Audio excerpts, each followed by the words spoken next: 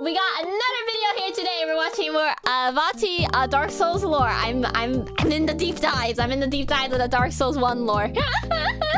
And yeah, we're watching just the Dark Souls lore explained. I'm assuming this is just an overview of the Dark Souls 1 lore, which would be a really good for me to watch because I watched the overview of the Dark Souls 3 lore. So I kind of played the games out of order though. So I played 3 first and I just finished playing 1. I'm still playing 1 though. I haven't gotten to the DLC yet. So we're gonna play the 1 DLC and after that we're going to 2. We're going from 3 to 1 to 2, which is a little cooked, but it's okay. Alright, let's go ahead and watch the Dark Souls lore now and made by Vaati. Thank you so much for making this video. Thank you. Mochi, will you do a deep dive into the Hydro Lake? I might need to. I fucking hate that lake. Alright, let's go ahead and play this. After you finish a Souls game, you have questions. I do. Why am I have on so fire? many. What's the point of locking myself in this cave? Which ending is the right one? And of course, the age-old question, why do they call him Big Hat Logan? First, let's start with the player character. I want to know why he went naked, not why they call him Big Hat Logan. Well, they are who you make them. Whether you were a thief or a knight, from Astora or Katarina, I made Germa it doesn't matter. Undead chosen. What's important is that you ended up in a cell at the right place and the right time. For you head to Lordran, in accordance with an old legend that speaks of a mission for a chosen undead hero. This legend is, by the way, most likely a deception by the gods, probably designed to lure powerful heroes to Lordran, but we'll get to that later. Is there a world outside Lordran? Lordran is just the land of the gods, and there is a wider world of man with many more countries therein.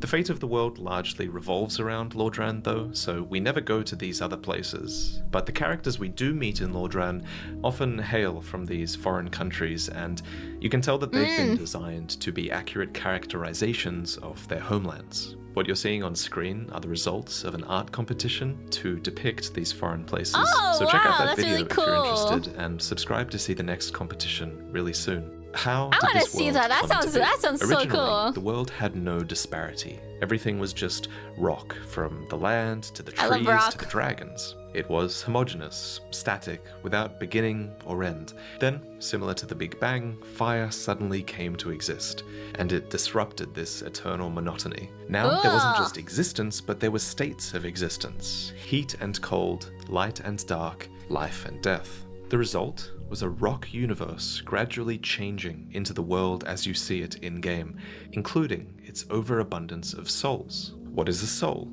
So when fire came to be and permeated the universe, so did souls. Thus, the soul is the power of disparity itself.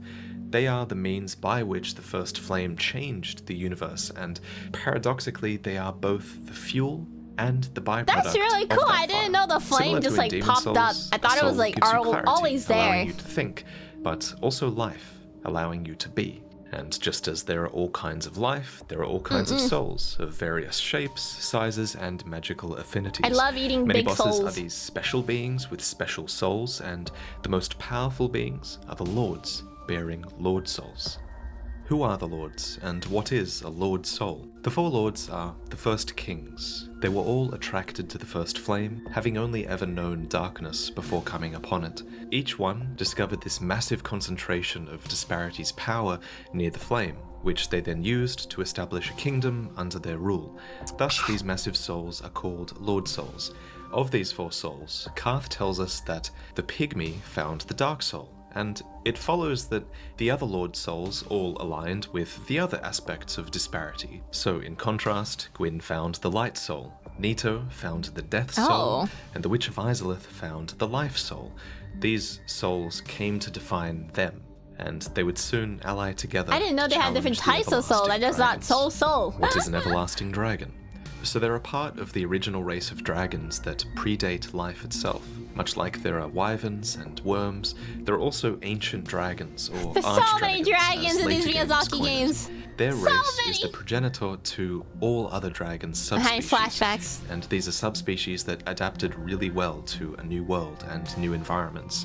You still face some archdragons in-game, but these archdragons never are the original generation of archdragons that actually predate fire. The ancient dragons are commonly described as everlasting, thanks to their stone scales of undeath. Dragons are cool, I just suck at fighting them. However, when Gwyn learned that his bolts of lightning could peel apart those scales, the lords used their full might to hunt down the archdragons to nigh extinction, ushering in the Age of Fire. What is the Age of Fire? It's the era you find yourself in. It was sparked when the lords defeated the archdragons, and even as far back as them finding their lord souls could be denoted as the dawn or beginning of the Age of Fire.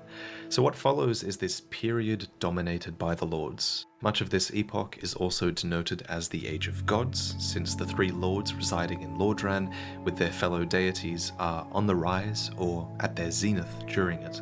However, this golden age can only continue so long as fire at the source of the god's power remains strong. But eventually, fire will fade, and only darkness will remain.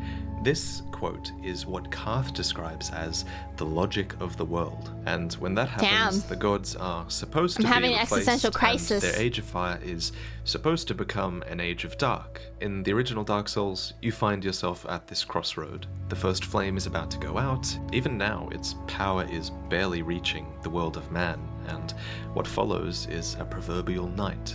And in this twilight era, the undead curse runs rampant.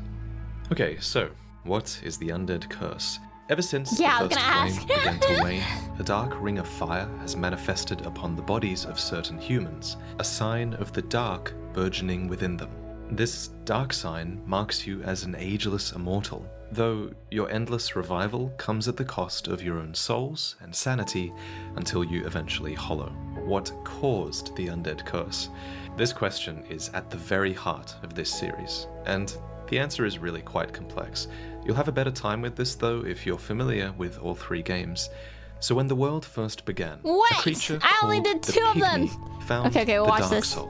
Who they were isn't known, nor is it really important. What is important is that they split the Dark Soul into fragments, and these fragments came to be known as humanity, the Dark Soul. which is a small black Like spirit Dark Souls. found within every human. Karth refers to the furtive Cue the Pygmy credits. as your ancestor.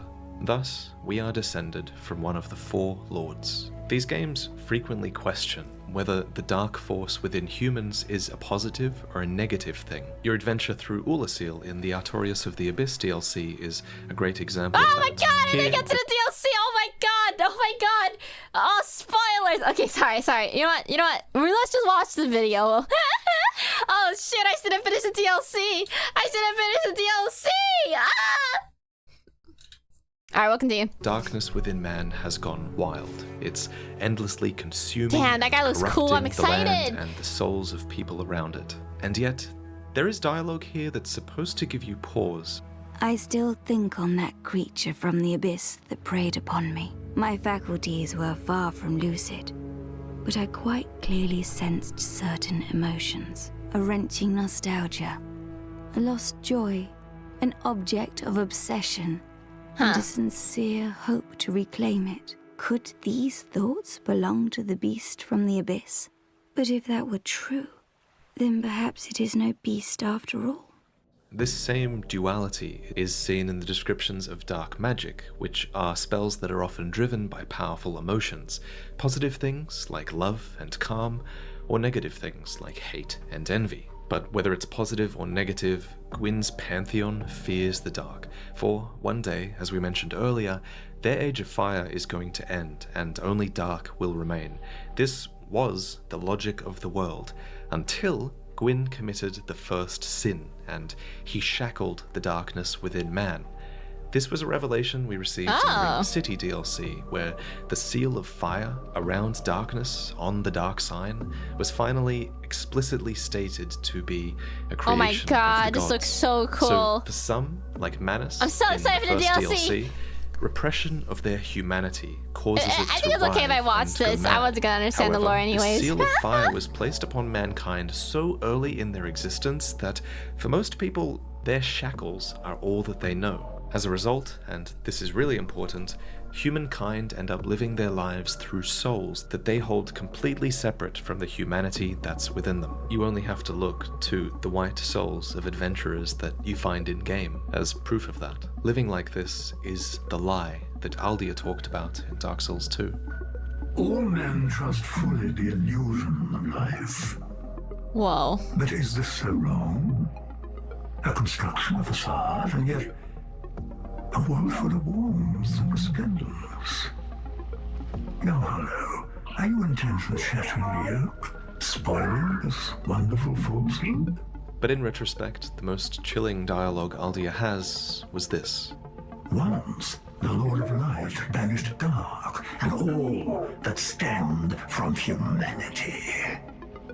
And men assumed a fleeting form.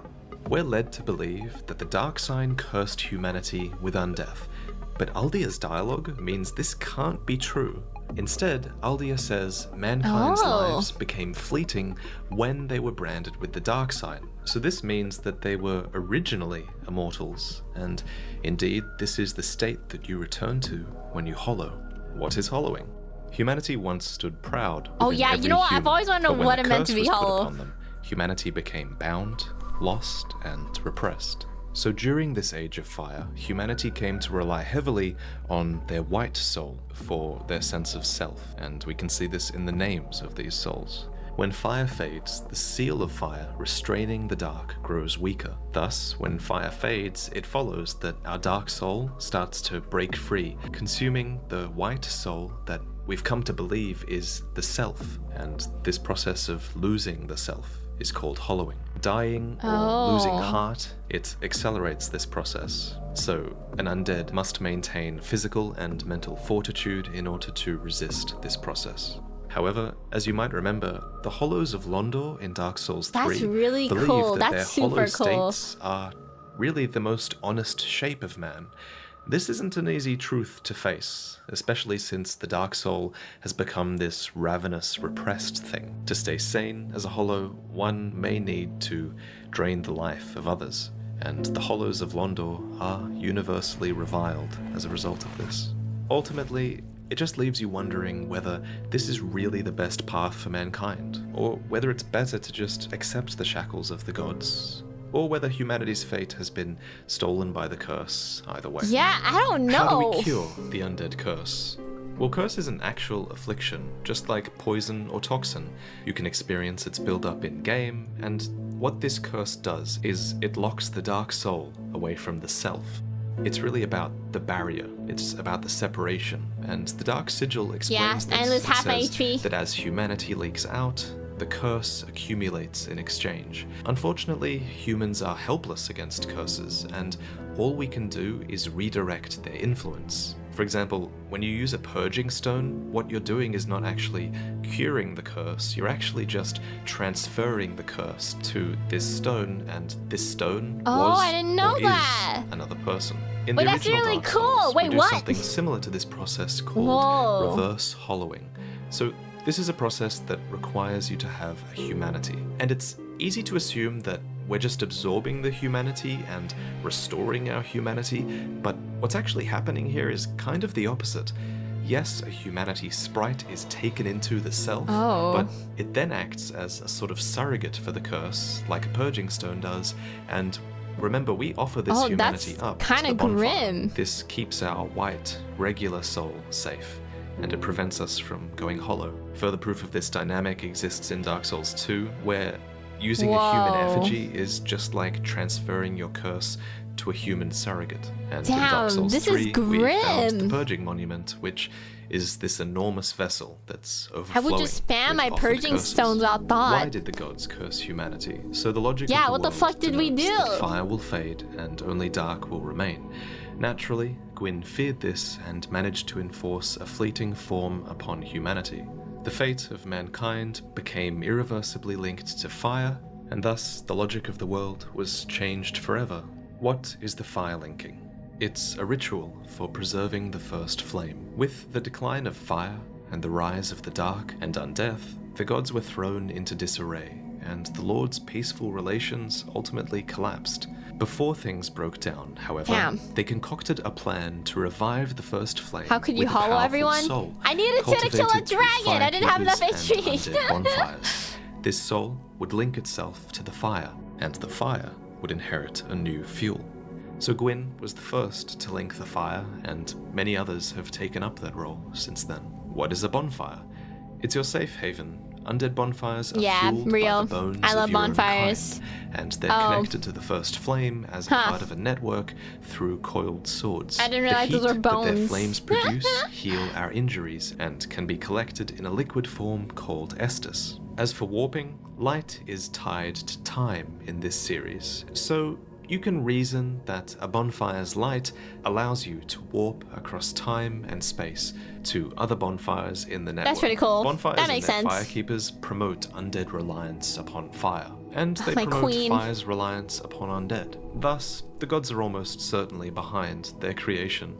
As for who went out and placed them in the world, it's hard to say, but it seems like they can be placed anywhere where there are undead bones, since we create one ourselves in Fireling Shrine, and even in early versions of the game, you were supposed to be able to place them yourself. However, it's important to remember that bonfires are primarily a checkpoint mechanic, and gameplay can't always be explained away by lore.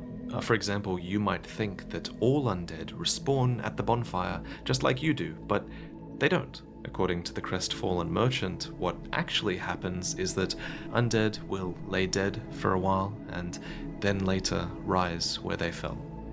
What is a firekeeper? They're a woman who acts as the living incarnation of a bonfire in order to preserve its flame. So long as the firekeeper lives, so too does her corresponding bonfire, and vice versa. Yeah, These they're women very are thus important. vessels for the countless humanity that is offered to the bonfire, which means that they receive the dark spirits along with the effects of the curse in the transfer. The humanity wriggles beneath their skin, nipping at body and soul, and this causes great pain and horrific scarring, What though the not at fuck? extremities like the head or the hands. Firekeepers bear this suffering so that you can benefit from the bonfire, and it's through them and Wait, I didn't know by they were extension, the suffering. bonfires that you can strengthen your soul with I don't whatever want them to traits you suffer. desire. So be sure to always thank your Oh shit. Yo! What? What is wrong with you? What is a god? Well, they're really whatever humans believe a deity It's to horrible. be. In most cases, the gods refers Oh, to I don't wanna members of fuck Gwyn's bugs, pantheon, but the- since they're the the most widely firekeepers have worshipped in the world of spiders, which is man. kinda hot. But even those cast out, like Gwyn's firstborn, are still called a war god, simply because some people still worship them as such. However, just being worshipped doesn't mean that you have power.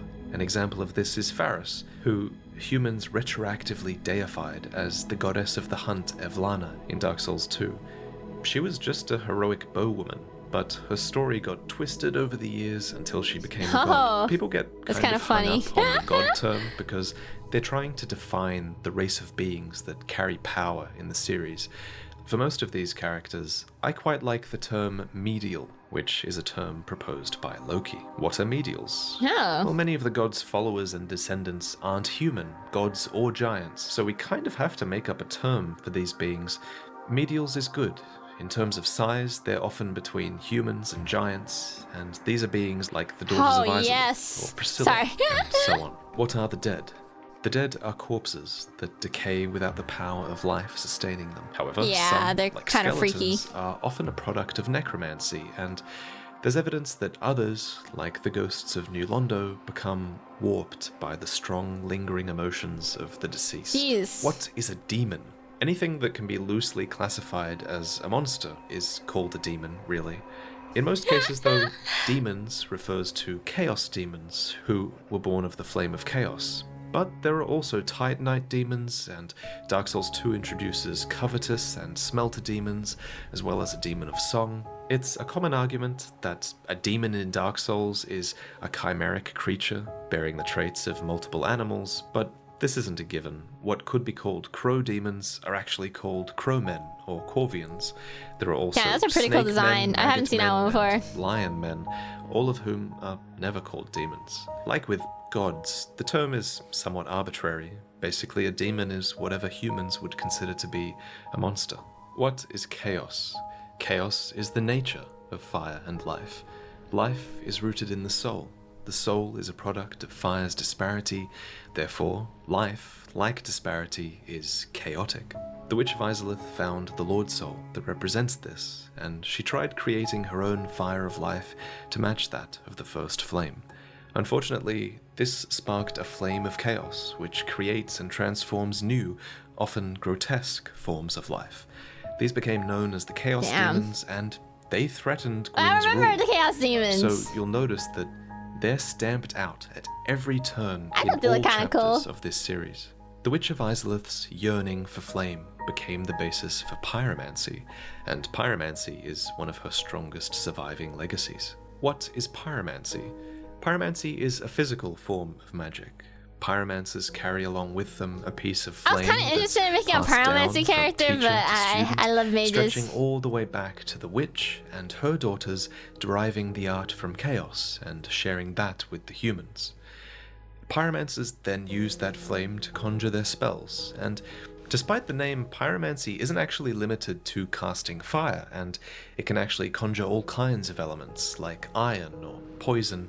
But these are rarer arts. Oh yeah, I know fire is pyromancy magic is a too, religion but that reveres flame. I like stats. Just so, you can manifest pyromancies like miracles with your faith, or actually even learn to perform them like sorceries with your intelligence. Holy crap. What is sorcery? It's Yeah, a mental sorcery, my form of God. magic. Sorcerers study the natural laws of the world to actually comprehend what they are and how they function. They then use this knowledge to manipulate their power and formulate the process as spells, Yeah. which we Yeah. call sorcery. They're basically magic scientists and academics, and there are sorceries from anything That's from me, soul I'm a to scientist. light to the dark of the abyss. What are miracles? They're a spiritual form of magic. You cast miracles by reciting legendary stories, which either feature the spell in question or embody what the miracle manifests. Most miracles are thereby based on the power of the Anor Londo gods, but there are also dark miracles and hexes that achieve similar results. Your faith in the story's truth makes it a reality. What is the Abyss? It's the power of the dark, and whether that's a pitch-black void, like the Realm of the Four Kings, a viscous dark swamp, like in the Ringed City, or a malformed pus, like the creatures of Lothric, the Abyss can manifest from any humanity, and it produces new life or twists old life into new forms. The Abyss is commonly unstable, and like with Manus in Ulasil, it can go wild, devouring and corrupting the souls of every other form of life. But it was not always this way. The gods placed a curse upon the Abyss, and while humans have largely lost connection with it, there are multiple sources that suggest the Abyss can offer great comfort to humankind.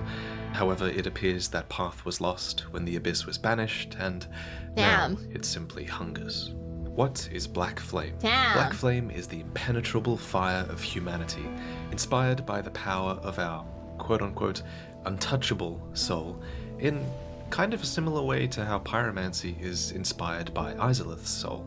What is the Deep? As the Age of Dark continues to be delayed, some dark stagnates into the deep. I'm learning a lot about the terms the weight throughout of Dark humanity Souls. sinks into a horrific abyss, like a deep sea where no light reaches. Many worship the concept Yeah, of I didn't know deep, they had lore as either. I didn't these even consider dregs the are lore. seen as the bedrock of the world, and you can almost view the deep as a sort of abyssal religion. Its leader, Aldrich, concluded that if the world continued to darken, then there would eventually be an age of the deep sea. Why is time That guy was pretty convoluted? cool. With the first flame waning, the power of light also fades, and since light is related to time, the flow of time has stagnated in a land where the flame is located. Due to this instability, time spaces known as other worlds can randomly intersect here, and this allows you to briefly meet people from long before your timeline. And with the help of magic, you can cross the gaps between worlds, usually as spirits. Why is everything in the world hostile to me? After watching this video, you'll enjoy my video talking about all the bosses of Dark Souls 3, if you've played it. I'll just list a bunch of reasons on screen though, because every enemy does have a reason for attacking you. You invaded territory. Except Priscilla. I mean, why did you hurt her? That's actually really fucked up. What is the Painted World? The first Chat painting told me we're that's why. introduced to is the Painted World of Ariamis, which is hung in Anor Londo. It was a place to hide all the things that was the gods really cool feared, going in and here. so it's filled with many references to sin and the occult. In the Ashes of Ariandel DLC, we learn that the paintings are a mirror of the outside world, and so are burned and reborn to mimic the linking of the fire. Just so, there are those on the inside who would prefer to let the painting rot. What is the meaning of each ending? So, in Dark Souls, you're presented with two choices after you defeat the Lord of Cinder. Either you inherit the fire and join the line of succession, preserving the current world order, or you leave the fire to die without fuel, allowing the universe to reach its natural conclusion. By becoming a Lord of Cinder, you sacrifice yourself to restore the light. By becoming a Dark Lord, you choose to lead mankind into a new dark age with an uncertain future. In Dark Souls 2, fire really still cool. I didn't know that was a wanes, thing. while the curse still flourishes. I lit myself on assume a fire. throne inside of a kiln, which takes you to the First Flame and the Lord of Cinder, where you'll make one of these two choices. Turns out neither of them really matter, for the world will continue to ebb and flow between light and dark, so maybe you should heed a certain scholar's proposition instead. A new ending here is to neither rekindle nor squelch the First Flame. Just simply embrace this Twilight era and see what it has in store.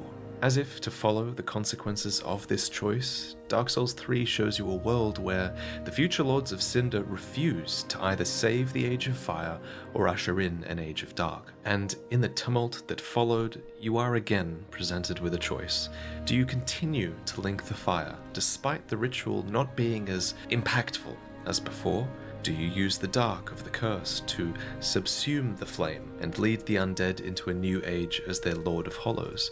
Do you let your firekeeper snuff out the fire and herald in the darkness, only to learn that embers survive amongst the countless lords who linked the flame before you? Or do you betray her and take what fire remains all for yourself?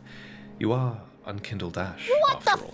What is Unkindled Ash? I'm sorry, I've never saw that These ending are before. undead who previously tried and failed Holy shit, to link wait, the I fire. need to check out the Dark You Souls weren't 3 strong ending. enough I only to bear lit the flame and that you called it a day inherited, there. but Holy shit. you weren't weak enough to stay reduced to ash either, and so you became ash, devoid I of didn't flame, hurt anyone! but still requiring embers as well as souls to heat your cold, cursed frame. Hence, Unkindled are destined to seek the fire that remains in the world. How does the series end? Well, it ends with ash, literally. As the world burns out again and again, ash itself arises. This is a new being, a new species really, that's composed of 1,000 failures who had tried to link the fire over the years. But ash doesn't really belong in this world, and honestly, they have more in common with the beings of the painted world instead, where all of fire's discarded things reside. So, they fight for a new purpose, to reunite the Dark Soul and paint a new world with it, so that we can finally escape this ashen wasteland that Gwyn has created. So, a slave knight called Gale, hollowed beyond belief, sacrifices himself for a new world, and the painter paints a world called Ash, a cold, dark, and very gentle place. This video is too broad. I want specifics. Join the club. Subscribe, check out other creators in this space, and enjoy endless hours of content that has been made in the years before you saw this I'm video. having a life crisis Before I now. go, I wanted to give a shout out to one of my favorite Twitch streamers, 39daff. I watched her watch my videos after she completed Dark Souls 3, and, you know, it really helped me. I felt like I really understood some of the sorts of questions that people must have after they watch my videos. Who's the chest? Who is the big, great chest ahead? Her confusion was why I decided to sign you all up to extra classes today, so follow her stream and thank her for that. Thank you for watching, and I'll see you next time. Stunning. When is Stunning. Elden Ring being released? I actually have the answer to this one. Recently There's I two had it types leaked of to me, people. so I figured One that I'd put asks it who's right the at the end of chest, the video and while one that no one else is stares at the watching. chest. So, just quickly, don't tell anyone, the release date of Elden Ring is...